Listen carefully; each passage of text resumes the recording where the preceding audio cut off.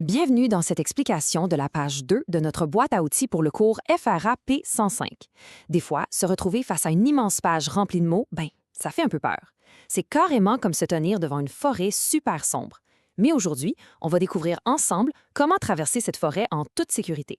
Notre grande mission d'aujourd'hui, c'est d'aborder le texte sur la gestion des déchets. C'est tout à fait normal de se sentir complètement perdu devant un gros bloc de texte comme ça.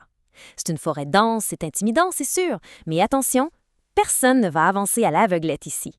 D'un bord, on a un texte qui a l'air super difficile. De l'autre, on a notre équipement de survie. Et honnêtement, le sentiment de découragement fond comme neige au soleil quand on réalise qu'on a exactement les bons outils dans notre sac à dos. Avec une bonne préparation, n'importe quel texte devient beaucoup plus facile à apprivoiser. Alors, voici les 3 outils magiques qu'on va mettre dans notre sac à dos. Premièrement, le surligneur. C'est carrément notre lampe de poche. Deuxièmement, les annotations. Ça, ce sont nos petits marqueurs de piste. Et finalement, la recherche de mots, notre boussole indispensable.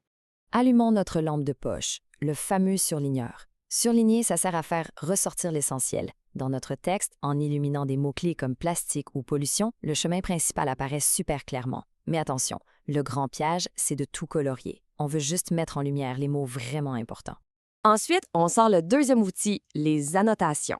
Annoter un texte, c'est tout simplement laisser de petites traces dans les marges, un peu comme des cailloux blancs sur un sentier pour être certain de ne pas se perdre. On écrit un petit résumé rapide dans ses propres mots, juste pour se rappeler l'idée principale un peu plus tard. Et si jamais un mot géant et inconnu bloque le chemin? Pas de panique, on sort le troisième outil, le dictionnaire, comme le site Usito par exemple. C'est notre boussole.